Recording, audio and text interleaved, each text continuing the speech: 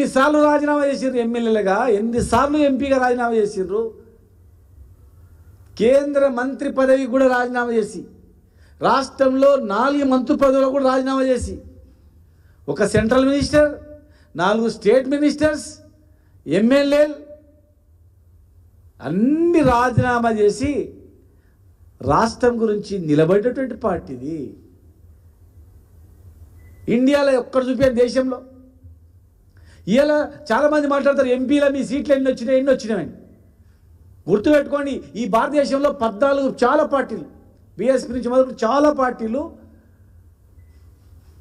ఈ ఎలక్షన్ నడిచింది మోడీ అగెనెస్ట్, రెండే ప్రాతిపదిక, అటు ఎన్డీఏనా ఇటు ఇండియా కూటేమా, రెండింటి ప్రాతిపదిక నడిచింది ఎలక్షన్ అనేది. అటు ఉన్నా గెలిచిండ్రు, ఇటున్నా గెలిచిండ్రు. అంటే ప్రస్తుతం ఉన్నటువంటి పార్టీని నిలబెట్టడమా ఓడగొట్టడమా అనే రెండే ప్రాతిపదిక.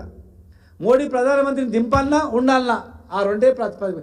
ఇక్కడ ఎవరు సపోర్ట్ చేస్తారు, ఇక్కడ ఎవరు సపోర్ట్ చేస్తారు, రెండే నడిచినాయి దేశంలో. ఆ మూలాన మాకు ఎంపీ సీట్లు రాలేదు. ఈ దేశంలో ఒక దగ్గర 4 వచ్చినాయి ఆంధ్రప్రదేశ్లో, ఇంకో దగ్గర 1 వచ్చింది. అవి ప్రజలలో వీళ్ళు గెలిచిన తర్వాత ఇటో సపోర్ట్ చేస్తారు అటో సపోర్ట్ చేస్తారనే ప్రజల అభిప్రాయం నుంచి వచ్చినాయి. గెలిచిన వాళ్ళు మోడీ కన్నా సపోర్ట్ చేస్తారు, లేకపోతే ఈ కూటమి కన్నా చేస్తారని. ఆ అపో ఉన్నందుకు దేశంలో 2 ప్రాంతాల్లో ఒక దగ్గర 4, ఒక దగ్గర 1 సీట్ వచ్చింది.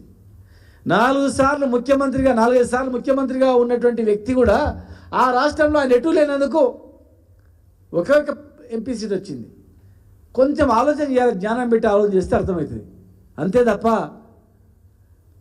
మా పార్టీకి బలం లేక కాదు. ఆ తర్వాత ఇమ్మీడియట్గా అంతకన్నా ముందే స్థానిక సంస్థల ఎమ్మెల్సీ ఎలక్షన్ అయింది. మరి మహబూబ్నగర్లో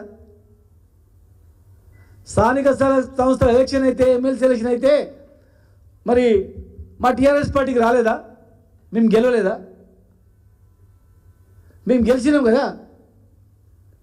మరి తుడిచిపెట్టుకపోయింటే అంతమంది గెలిచినటువంటి అంత పెద్ద ఉమ్మడి జిల్లా, 14 నియోజకవర్గాలు ఉన్నటువంటి జిల్లాలో మరి మేము గెలిచినాం కదా. మరి ఆ జిల్లాలో మీరు ఎంపీ ఓడిపోయినంత మాత్రం మీ పని అయిపోయిందని మేము అంటున్నామా? మీ పార్టీ పని అయిపోయింది అంటున్నామా? ప్రజలను ఇస్తారు ఎలక్షన్స్లో. ఎవరు ఏందనేది మళ్ళీ ఎలక్షన్స్ వచ్చినప్పుడు వేచి చూస్తారు. ప్రభుత్వ పనితీరు వేచి చూస్తారు, నాయకుల పనితీరు వేచి చూస్తారు, హామీలు నెరవేర్చడాన్ని చేర్చిండాలని చూస్తారు. ఒక్కటి కూడా వదిలిపెట్టారు ప్రజలు.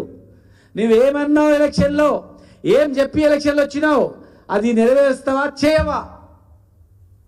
నువ్వు అంతకన్నా ఎక్కువ వేసినా లెక్క పెట్టరు అవన్నీ కూడా. ఎందుకంటే మేము చేసినాం కదా. చెప్పని చేసిండు మా నాయకుడు కేసీఆర్ గారు ఎన్నో అంశాలు. ఎలక్షన్లో మేనిఫెస్టోలో లేనటువంటివి చేసిన, అక్కడో ఇక్కడో కొన్ని చేయకపోయినా మేము అంతకన్నా ఎక్కువ చేస్తామంటే నమ్మి మీకు ఓట్లు వేసిండ్రు.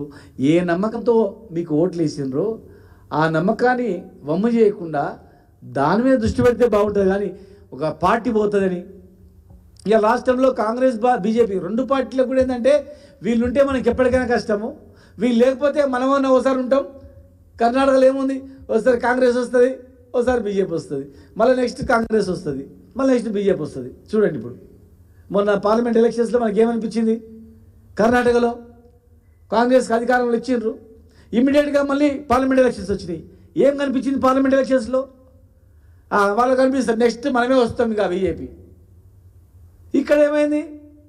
తెలంగాణలో కేసీఆర్, బీఆర్ఎస్, టీఆర్ఎస్ పార్టీ ఉన్నంత వరకు మనకు ఉండదు. టీఆర్ఎస్ పార్టీని తుడిచేయాలి, బీఆర్ఎస్ని తుడిచేస్తేనే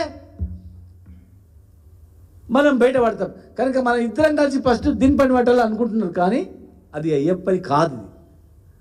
ఒక రాష్ట్రాన్ని తెచ్చిన పార్టీ 33-36 పార్టీల మెడలు వంచి కేంద్రంలో బిల్లు పెట్టి కేంద్రంలో మెప్పించి పార్టీ, ఒక రాష్ట్రాన్ని సాధించినటువంటి పార్టీ, ఒక రాష్ట్రాన్ని సాధించిన పార్టీ, రాష్ట్రం గురించే పుట్టినటువంటి పార్టీ, రాష్ట్ర ఏర్పాటుకు అన్ని పదవులు వదిలిపెట్టి బయటకు వచ్చిన నాయకుడు, అందరినీ సమ్మట వర్గం కలుపుకొని అందరు కలిసి తెచ్చుకున్నటువంటి పార్టీది.